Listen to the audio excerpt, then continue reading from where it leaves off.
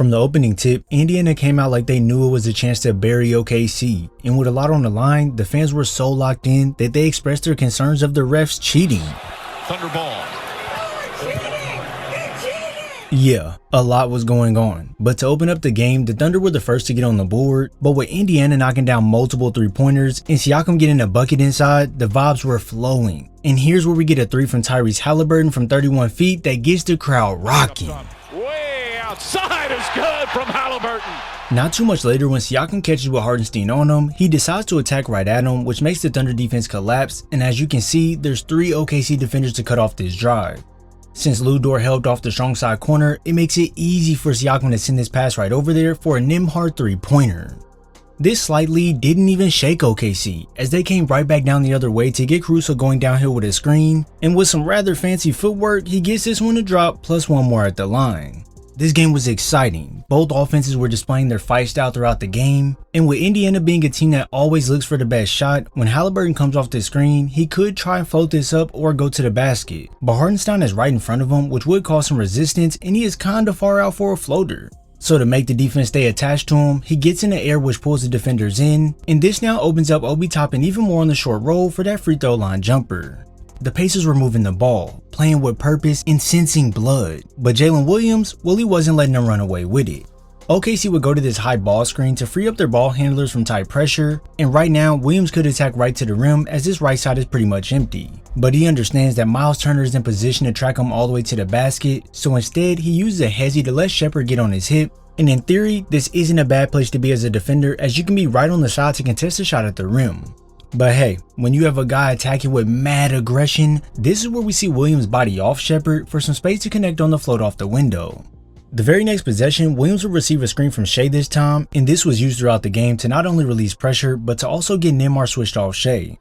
But for this play, it allows Williams to have a massive advantage when attacking due to the downhill momentum, and this lefty lay right here, well, it's straight clean.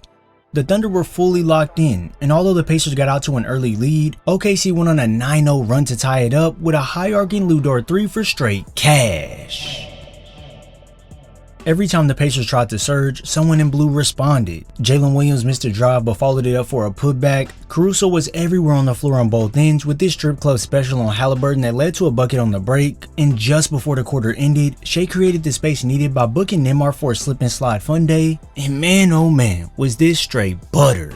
Now when going into the second quarter, it wasn't just basketball, this was a battle. Shai came out aggressive with a pursuit downhill off this ghost screen, and with an elegant cross into a body bump pull-up, 2 more points were added to the board.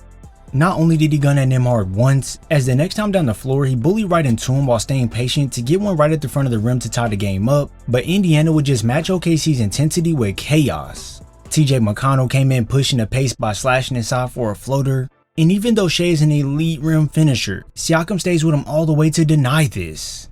Trust me, it can get discouraging when you have defensive breakdowns that lead to offensive rebounds, which then turn into a 3 that makes you now trail the opposing team. But OKC, they didn't flinch. They would continue to initiate these screens high to relieve that pressure, and right here is where the defense is in trouble. When the offensive player is turning the corner and you're not in front of them, this gives all the advantage to the player with the ball, as now Shai can snatch back whenever he feels like it, and you're just not stopping the MVP. Once again, with the Pacers applying that full court pressure, we're going to see OKC go back to that screen set high, but this time, instead of letting Shai turn the corner, the Pacers decide to hedge hard. And yes, this does limit how quick Shai is able to turn that corner to attack, but also, if you look at the floor, you can see that Obi Toppin is far away from the basket with Williams in perfect position to roll to the paint, and then your only rim protector is guarding Chet, who is able to space the floor.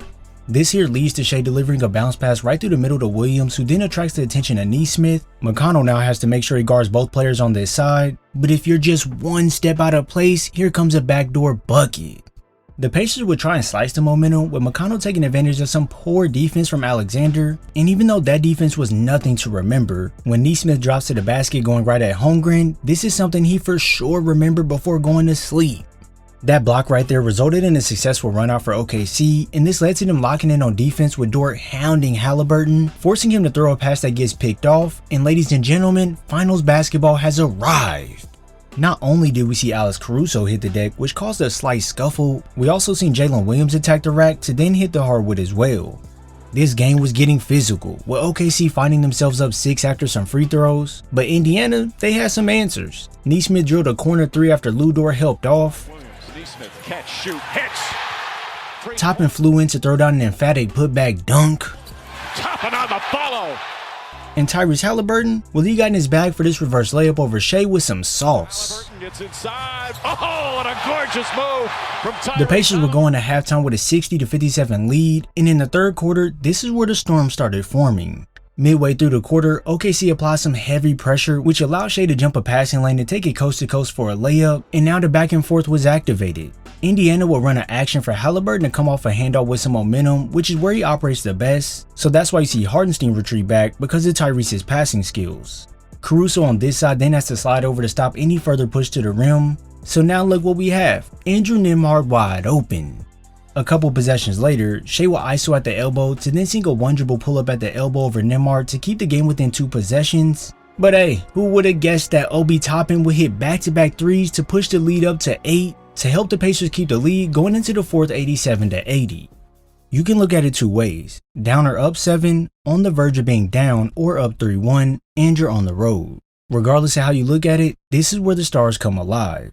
Caruso opened up the frame with a tough sideline fadeaway, but then Toppin strikes again with a fast break dunk off an inbound turnover. And through the fingers, Toppin down the other end and throws it down. Now up 9, this is when the switch flipped for OKC. Off this Shai missed 3-pointer, we see Chet rush in to get this one off the rim for the putback. Not too much later, we would see Alex Caruso gun at Siakam once he turns his back to force the turnover, which eventually led to Caruso shooting some free throws, and suddenly it's a tie game. Halliburton would then give the Pacers back the lead by attacking the mismatch with Chet to get to the rim quickly to then sink a tough kiss off the glass.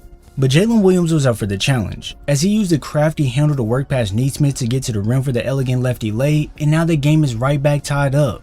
This was truly the game that kept on giving, as playoff riser Andrew Nembhard ISO'd Hartenstein to use that bully bump for a fadeaway, and not taking a single break, he gets in position on the other end to break up this pass no matter if there's a mismatch problem. Just like earlier, every time the Pacers surged, the Thunder came back with something such as Jalen Williams bursting to the rim to knock things back up, and when Shai realized that this entire left side is empty to attack, he initiates the drive to then use that shoulder to move Nembhard off him, and instead of stepping back for that jumper, this time he glides right in to lay this in for 2 points. Indiana would continue to make it a game by knocking down free throws and getting to the basket to score, but here, where Shai spaces out after Williams gains the attention to knock down his 3, this was pretty much the final message. He wasn't just scoring, he was trying to put the game to bed. The next time down, Shai tells Williams to clear out to try and take Nembhard out the play, but as we can see, he stayed right put. So Shai now decides to attack left, use that hit stick, and bada bing, it's money team.